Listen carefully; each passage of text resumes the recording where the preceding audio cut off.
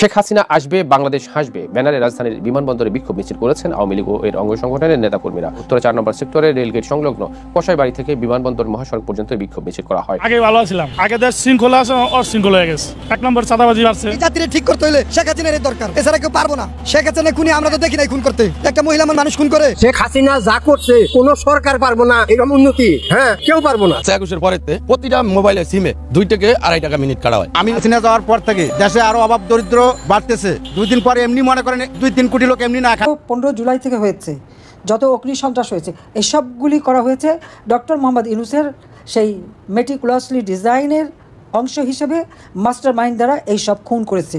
আর খুন করেছে বলেই তাদেরকে দায় মুক্তি দিয়েছে, ইন্ডেমনিটি দিয়েছে। যদি তারা দায়ী না থাকবে দায় মুক্তি দেবে কেন বলেন? এটাও বিবেচনা করেন। কিন্তু মামলা দিয়েছে কাদের বিরুদ্ধে? সব আওয়ামী লীগের নেতাকর্মী তাদের বিরুদ্ধে, এবং আমার বিরুদ্ধে তো হত্যা মামলা আছে। সুপ্রিয় দর্শক, নতুন একটি ভিডিওতে আপনাদের স্বাগতম।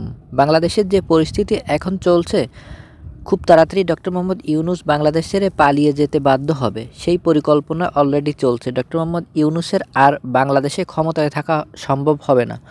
খুব তাড়াতাড়ি সাবেক প্রধানমন্ত্রী শেখ হাসিনা তিনি বাংলাদেশে আসতে চলেছেন। বাংলাদেশের ডক্টর মোহাম্মদ ইউনূস দেশের কোনো উন্নয়নের কাজ করতে পারছে না, বরং দিন দিন হাজার হাজার কোটি কোটি টাকা বিদেশে পাচার করছে, এবং তিনি যে কোনো মুহূর্তে বাংলাদেশটি বিক্রি করে পালিয়ে যেতে পারেন, এমনই খবর পাওয়া যাচ্ছে বিভিন্ন গণমাধ্যম থেকে। খুব তাড়াতাড়ি ডক্টর মোহাম্মদ ইউনূস বাংলাদেশ থেকে পৃথিবীর সকলের সাথে ডক্টর মোহাম্মদ ইউনূসের কোনো বনিবনা চলছে না, তাদের কথায় দ্বিমত পাওয়া যাচ্ছে, এবং খুব তাড়াতাড়ি বাংলাদেশ ছেড়ে পালিয়ে যেতে চলছে ডক্টর মোহাম্মদ ইউনূস।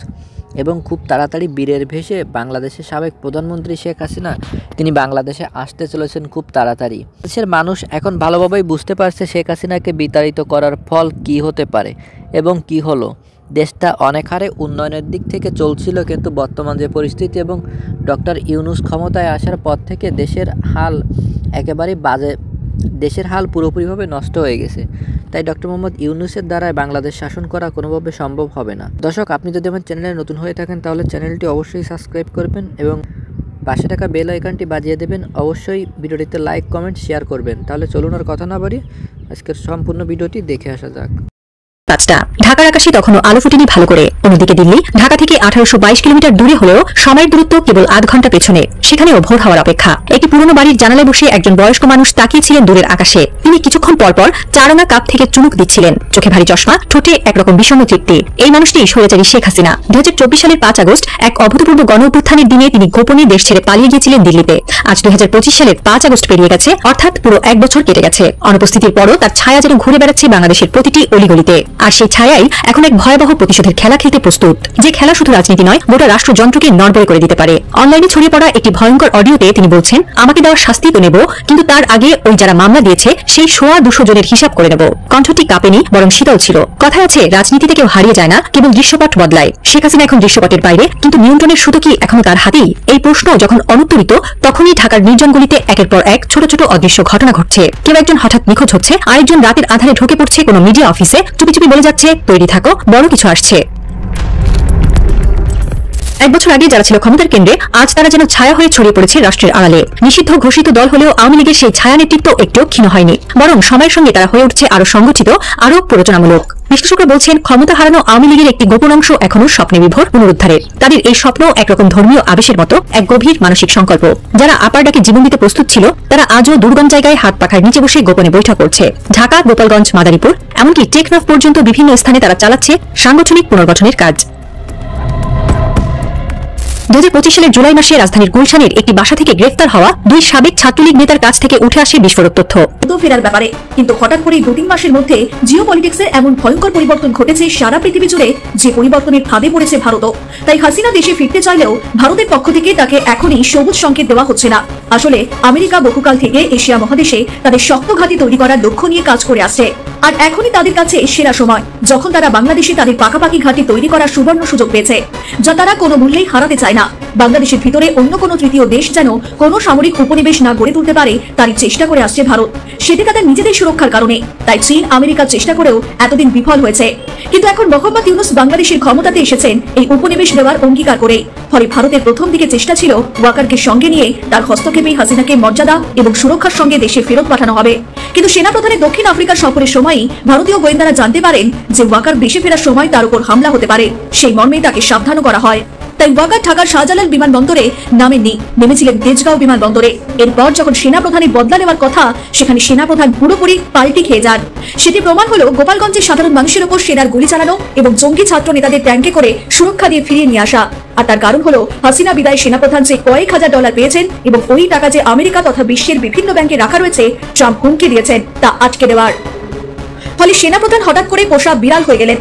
কারণ তার আগে পর্যন্ত তিনি মাঝে মাঝেই মুখ খুলতেন, দু এক জায়গায় অবৈধ অস্ত্র উদ্ধার করেছিলেন, কিন্তু হঠাৎ করেই সব থেমে গেল। আর সেই সঙ্গে সেনাপ্রধানকে নিয়ে ভারতের প্রথম প্ল্যানটি ব্যর্থ হলো। আর এখানেই আমেরিকার, পাকিস্তান এবং বাংলাদেশের জঙ্গিবাদের বেন্তি স্পষ্ট হয়ে গেল। ফলে শেখ হাসিনা দেশে ফেরার জন্য ব্যস্ত হলেও ভারত সে ব্যাপারে একদমই রাজি নয়। আসেন আমরা একটা জরিপ করি। জরিপের মধ্যে কমেন্টে আপনারা প্রত্যেকে দলটার নাম লিখবেন। আমাদের উপদেষ্টা আসিফ মাহমুদ সচিব ভুইয়া খুব শীঘ্রই তিনি তার পদ থেকে পদত্যাগ করবেন এবং এটা ধারণা করা হচ্ছে অক্টোবর এই সময়টার মাঝামাঝি অথবা নভেম্বরের প্রথম দিকে, কেন ডিসেম্বরের প্রথম সপ্তাহে আগামী জাতীয় নির্বাচনের তফসিল ঘোষণা করা হবে। তো নির্বাচন হবে নাকি হবে না আমরা সেটা নিয়ে পরে আসতেছি। আগে এই জায়গাটা একটা জরিপ করতে চাই যে আসিফ দলটি থেকে পদত্যাগ করবেন, সরকার থেকে পদত্যাগ করার পর কোন দলে যাবে। আপনাদের একটু আরো সহজ করে দিই। নাহিদও কিন্তু বলছিল কোন দলে যাবো জানি না, আমি কোন দলের সাথে কানেক্ট আমি বলতে পারি না, এটা পরবর্তী সময় জানা যাবে। কিন্তু জাতি এক ধাপ আগায় মনে করে রাখছে এটা হবে এনসিপি। তো উপদেষ্টা আসিফ মাহমুদ কি এনসিপিতে যাবেন? এখন বেশিরভাগ কমেন্ট যদি হয় এনসিপি, তাহলে আজকে উপদেষ্টা আসিফ মাহমুদ যে বক্তব্য দিছে এটা কি সরকারের অন্য 10 জনের মতন দিলেন, নাকি আগামী দিনে তিনি আবার পদত্যাগ করার পর এই কথা থেকে তিনি যদি এনসিপিতে জয়েন করেন তখন লইরা যান, তাহলে তারা কনফ্লিক্ট অফ ইন্টারেস্ট হয়ে যাবে। কথা বলছি নির্বাচনকে নিয়ে এই মুহূর্তে মুখোমুখি আছে এনসিপি বনাম সরকার। যদিও দলটির এখনো নির্বাচনে যাওয়ার জন্য সবকিছু রেডি হয় নাই, বাট তারপরেও তারা একটা বড় স্টেক হোল্ডার আন্দোলনের বা এই মুহূর্তে বাংলাদেশের মানুষের মধ্যেও তাদের একটা গ্রহণযোগ্যতা আছে এবং একটা বড় ধরনের কম ধরনের হোক সাপোর্টিং শ্রেণী আছে। এখন নির্বাচন নিয়ে এই দলটির একদম উচ্চপদস্থ নেতা থেকে শুরু করে সবাই যেই ভাষায় বক্তব্য দিচ্ছেন, এরপরে আমরা দেখলাম যে সরকার খুবই হার্ড লাইনে বিষয়টা ডিল করছেন। সেনাপ্রধান নিয়ে বক্তব্য দিচ্ছেন, সরকারের উপদেষ্টা শক্তিশালী উপদেষ্টা যাদেরকে চিনি তারাও বক্তব্য দিচ্ছেন, বাকি ছিল আসিফ। আসিফের যখনই বিপদ হয় এনসিপি ঝাঁপাই পড়ে, আবার এনসিপি যখন কোনো জায়গায় অ্যাঙ্গেল আটকায় সেখানে আসিফ ঝাঁপাই পড়ে। এই সম্পর্কের মধ্যে আজকে আসিফ যে বক্তব্য দিছে সেটা এনসিপির সাথে রাইট নাও সাংঘর্ষিক।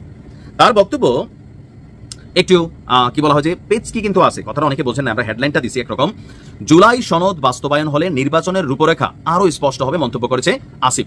তিনি বলছেন নির্বাচন পেছানোর কোনো সুযোগ নাই। তাহলে তিনি যদি আগামী দিনে এনসিপিতে যান, এনসিপি তো নির্বাচন পেছানোর জন্য তারা বলছে ফেব্রুয়ারিতে নির্বাচন হবে না, স্পষ্ট। এখানে তারা বেশ কিছু শর্ত